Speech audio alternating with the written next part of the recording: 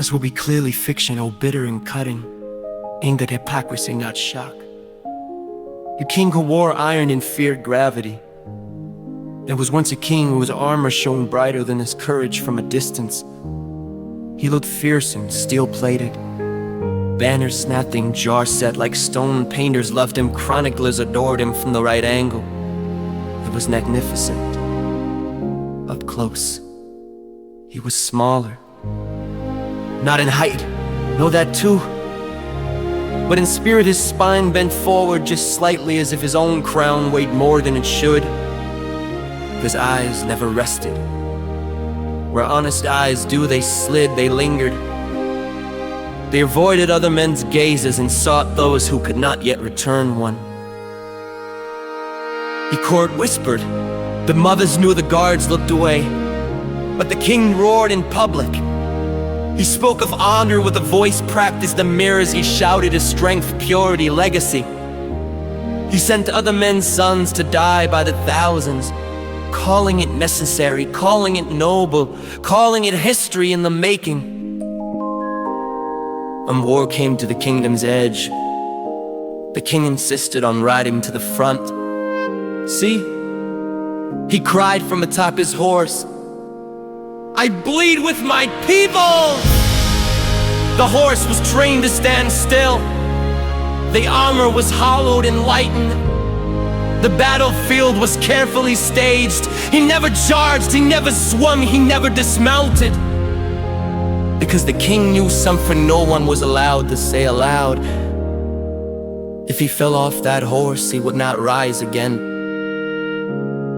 His bones were soft from a life without labor. His lungs were weak from a life without truth.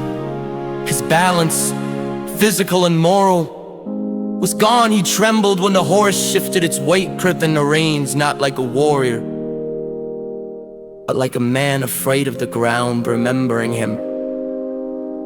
The soldiers noticed. He saw how he never leaned forward, how his hands shook when arrows flew too close, how he always positioned himself uphill so gravity would favor the lie a little longer. At night, other fires, men told quieter stories, not of battles, but of corridors, locked doors, sudden promotions, vanished complaints of boys who grew old too fast or disappeared into the paperwork of the crown. The king called these stories treason, but truth does not need commission. One morning, before a battle meant to be glorious, the horse stumbled just slightly, a scone, a misstep, nothing dramatic. The king froze. For a heartbeat, the entire army held its breath. Not out of loyalty, but curiosity. Would he fall? He didn't. The horse recovered. The king exhaled later.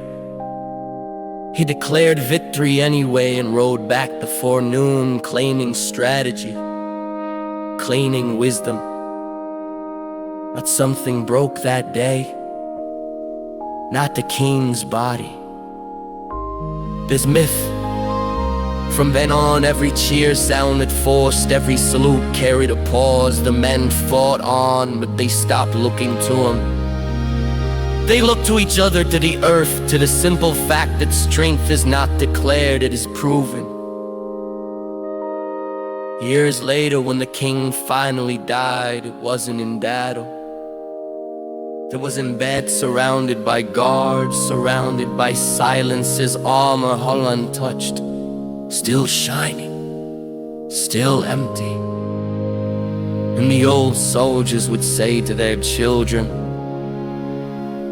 he wore iron but feared the ground. He roared but never stood.